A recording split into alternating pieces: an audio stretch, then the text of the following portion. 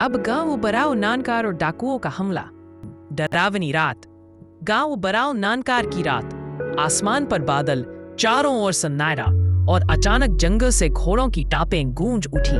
डाकुओं का झुंड मशाले लिए गांव की ओर बढ़ रहा था। औरतें बच्चे घरों में दुबक गए। पुरुष चौपाल पर इकट्ठा हुए।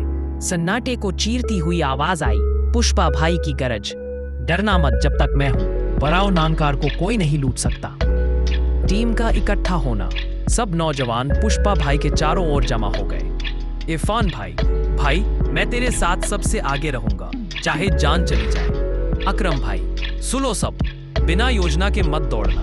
हम खेत, पोखरे और रास्तों को बांटकर खड़े होंगे। आशीफ गरम चाय लेकर आया। भाइयों, ये पी लो, रात लंबी है। समीर हिम्मत दिखाते हुए बोला, मैं सामने की चौकी पर खड़ा रहूंगा। निहाल छोटा था, लेकिन बोला, भाई मैं भी सबसे पहले जागूंगा और खबर दूंगा। इस्दानी ने डंडा कसकर पकड़ा। डरना मेरा काम नहीं है। अल्ताफ बोला, मेरे जिगर में आग है, मैं पीछे नहीं हटूंगा। मतील्ला तैयार हुआ, अगर कोई भागेगा तो मैं चीते की तरह पकड़ लूंगा। मशहूद मुस्कराया, डाकुओं की चाल मैं पहले ही समझ लूंगा। जवाद बोला, दिल से लड़ूंगा, चाहे कुछ भी हो। सिराज छोटा होने के बावजूद आंखें चमकाकर बोला, मैं भी चालाकी दिखाऊंगा। विजय सोनी ने अपनी लालटेन उठाई, अंधेरे को मैं रोशनी से तोड़ दूंगा। रेहान चौधरी गुस्से से बोला, ये डाकू बराव नानकार की आग से टकराने आए हैं। डाकुओं का हमला। डाकू गांव में घुस आए। घोड़ों की टापों से जमीन कांप रही थी। मशालें लहरा रही थी, लेकिन पुष्पा भाई सीधा सबसे आगे बढ़ा। उसने गरज कर कहा, बराव नानकार की मिट्टी में सिर्फ शेर पैदा होते हैं।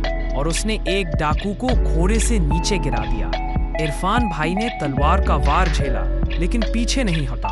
अकरम भाई ने इशारा किया और समीर, नेहल इस्दानी, अल्ताफ चारों तरफ से घेराबंदी करने लगे। मातिउल्लाह चीते की तरह दौड़ा और एक भागते डाकू को पकड़ लिया। मशहूद ने छिपे हुए डाकुओं को ढूंढ निकाला। जवाद और सिराज ने चालाकी से रास्ता बंद कर दिया। विजय सोनी ने रोशनी फैलाई, जिससे डाकुओं की आंखें चौंधिया गईं। रेहान चौधरी तो आग की तरह टूट पड़ा। उसकी गरज से डाकू घबराकर पीछे हटने लगे। मोनू मेहनत से खेतों और पोखरे दोनों तरफ पहरा देता रहा। हर तरफ लड़ाई का शोर था, पर सबसे आगे पुष्पा भाई शेर की तरह दहाड़ता हुआ डाकुओं को पछाड़ रहा था। जीत और सम्मान। आखिर डाकू हार मानकर जंगल की ओर भाग गए। गांव में ढोल नगाड़े बजे और लोग घरों से बाहर निकले। तायब बाबा ने हाथ उठाकर कहा, आज बराव नानकार ने असली शेर देखा। पुष्पा भाई, ये हमारा हीरो है। पूरा गांव चिल्लाया, जय हो पुष्पा भाई, जय हो बराव नानकार। औरतों की आंखों में आंसू थे, बच्चों के चेहरों पर मुस्कान। उस रात से गांव के लोग पुष्पा भाई और उसकी टीम को बराव नानकार के रखवाले कहने लगे।